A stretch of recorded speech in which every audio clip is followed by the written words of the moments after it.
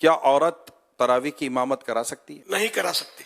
तरावी और कोई सी भी नमाज की औरत इमामत नहीं कराएगी। तरावी की नियत करना भूल गए तो क्या तरावी हो जाएगी? जो पढ़ रहा है उसके जहन में कि मैं नमाज पढ़ रहा हूँ इस वक्त, ये पता हो उसको, तो ये मतलब, और तरावी का वो वक्त है या जहन में आमतौर पर होता है कि मैं तरावी पढ़ूँ, तो अगर है जहन में तो अल्फाज जुमले मुंह से अदा करना ये कोई शर्त नहीं है, दिल में हो नियत। क्या मुसाफिर पर भी तरावी पढ़ना जरूरी है? मुसाफिर के लिए भी सुन्नत तो है कि तरावी पढ़ेंगे। अब तो सफर बहुत आसान है उससे। क्या तरावी में हर 2 रकअत के बाद जो बैठते हैं वो फर्ज है? 4 रकात के बाद बैठना मुस्तहब है, और नहीं बैठा तो कोई गुनाह नहीं है।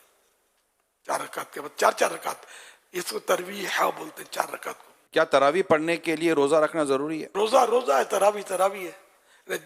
किसी को किसी उज्र की वजह से रोजा कजा करने की इजाजत मिल भी गई, लेकिन फिर भी तरावी उसके लिए बाकी है, जो सुन्नत मुक्कदा है और वो अदा करने की ताकत है, और कोई यहाँ भी रुकावट ऐसी नहीं है, तो तरावी तो उसको पढ़नी है।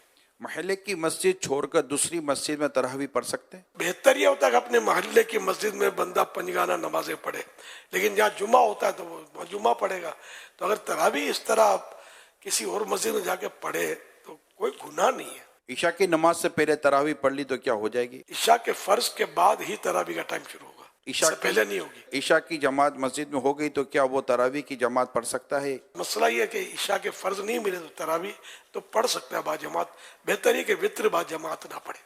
ईशा के फर्ज तो मेरे पढ़ने हो तो अंडरस्टूड है, तो अभी ईशा के फर्जों के बाद ही तरावी का वक्त शुरू होता है। क्या वितर के बाद तरावी पढ़ सकते हैं? पढ़ सकते हैं। क्या नाबालिग बच्चे के पीछे तरावी पढ़ी जा सकती है? नाबालिग सिर्फ नाबालिगों की इमामत कर सकता है, बालिग इसके पीछे पड़ेगा तो बालिग की नहीं होगी। तरावी का आखिरी वक्त कब तक है? सुबह सादिक तक, जब रोजा बंद होता है ना, साहरी का टाइम खत्म होता है, उस वक्त तक तरावी का टाइम भी होता है। दुआए तरावी याद ना हो तो वो क्या करे? दुआए तरावी याद हो तो पढ़े, पढ़े अच्छा है, नहीं पढ़ता कोई गुनाह नहीं है, दुरूद शरीफ पढ़े उस वक्त, कुछ कोई भी जिक्र अज़कार करे, फिर फर्ज चुप भी बैठा है तब भी कोई गुनाह नहीं है उस पर।